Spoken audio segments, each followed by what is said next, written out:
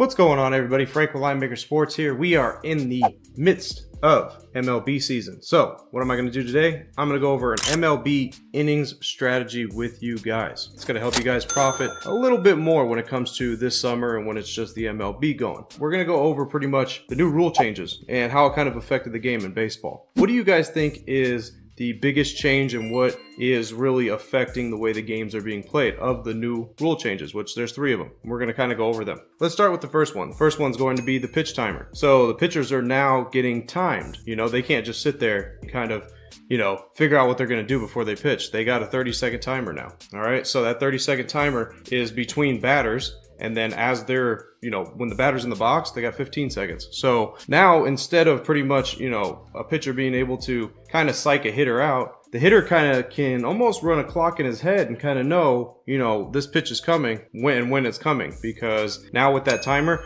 I think personally that it helps the hitter. That's what I think. So what do you guys think? Throw it in the comment section, whatever you guys think, if it helps the pitcher or it helps the batter. I think it helps the batter because I think that they could have kind of a running clock in their head and they can kind of think like, okay, well, I can time when this pitch is going to come. I can tell when he's going to throw it because who's somebody for an example is Nestor Cortez. He does a little shimmy. He'll wind up and do some little shimmy with it. So it kind of avoids some of that stuff, all right? And avoids some of, sitting there holding the ball while the batter's sitting there looking at you ready to go. The batter has I think 8 seconds too to be able to get in the box and looking at the pitcher. So if he doesn't, he gets a strike, or if there's 2 strikes, then he's out. But I don't think that's really necessarily a problem for the hitter because the hitters can stay ready. It's, a matter of the pitcher being ready with the right pitch in a matter of that 15 seconds. So pretty tough on how that is going. I would say, like, looking earlier on in the year, it hasn't really affected too much. I just think that maybe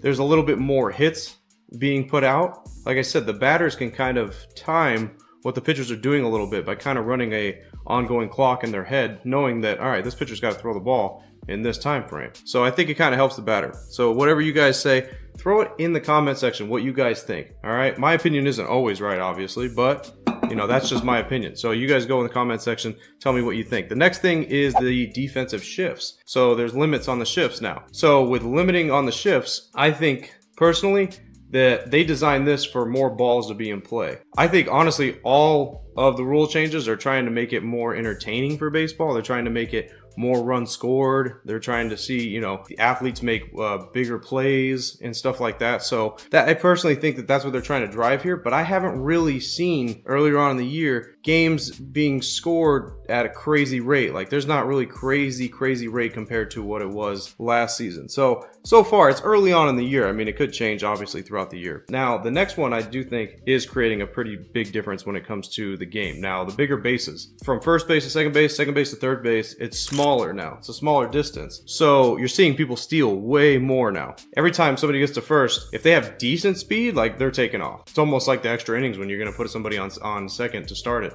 So I think that's kind of changing the game a little bit there to where that's creating more scoring opportunities, definitely. And I've seen a decent amount of people stealing second to third too, which you didn't really see in the past too much. They're trying to make it more entertaining, but to be honest with you, baseball is a strategic game, so I just feel like you don't really need to change it. You don't need to adjust all these rules. And I think another thing that they're trying to do is the automatic umpire in the back, where it's going to be like a robotic umpire, and that's going to call the balls and strikes if need be. I mean, that I guess that's something to make more accurate when it comes to baseball, when it comes to the pitcher throwing.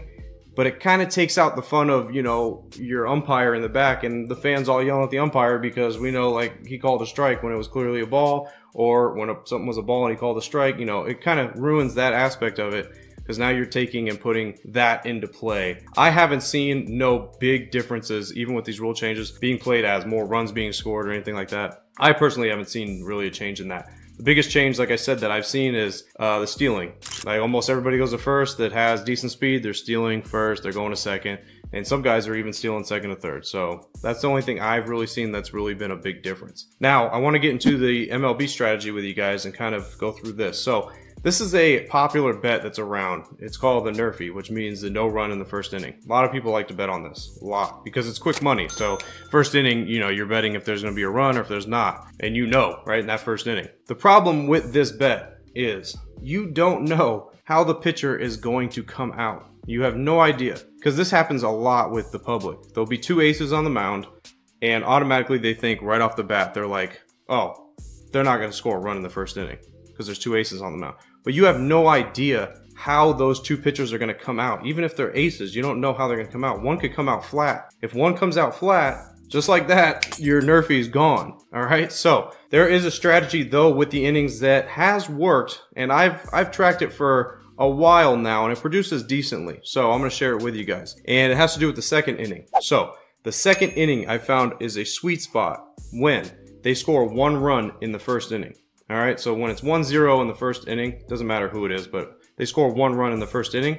The second inning, you're not going to bet the no run in that inning. Instead, you're going to bet that it will end in a tie. This is the reason you're going to do this type of bet. A Nerfy means, no run in the first inning, or in the second inning if you do a no run in the second inning. If one run scores, you're done. Now, if you bet for them to end in a tie, if they score no run in the second inning, you win. But if one team scores one run and the next team still has a chance to score one run, and if it goes 1-1 in the second inning, you still win. So you're kind of helping yourself out a little bit and not canceling yourself out if a team comes out on the top of the second inning and puts up a run or two runs. You're not automatically losing. This can actually work with the Nerfy as well in the first inning. Instead of picking, no run first inning, you just pick that it's going to end in a tie. Like I said, one run scores in the top of the first, you're not out. You have a chance to be able to get that tie in the bottom of the first. But like I said, this strategy is designed around the second inning. So sweet spot is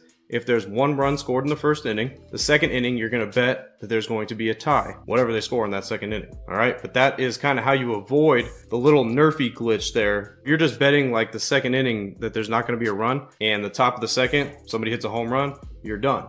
Right? But if you bet the tie, then you still have a chance. You still have a chance that the bottom of that second inning, they could possibly score a run and it'd be 1-1. Guess what? You end up actually winning that bet. Rather, somebody else that bet no runs in that inning, they end up losing. Don't do the Nerfy. If you're going to do anything, you kind of want to see what these pitchers look like right out the gate. Because sometimes even an ace can come out, in the first inning, they're a little bit flat, but the second inning, they start getting in a groove, and then they settle in a little bit. But that is the strategy that you are going to be looking for when it comes to MLB this summer. So, first inning, one run is scored. So that means at the end of the first inning, it's 1-0. It doesn't matter who it is, but it's 1-0. Second inning, you're going to bet that that's going to end in a tie.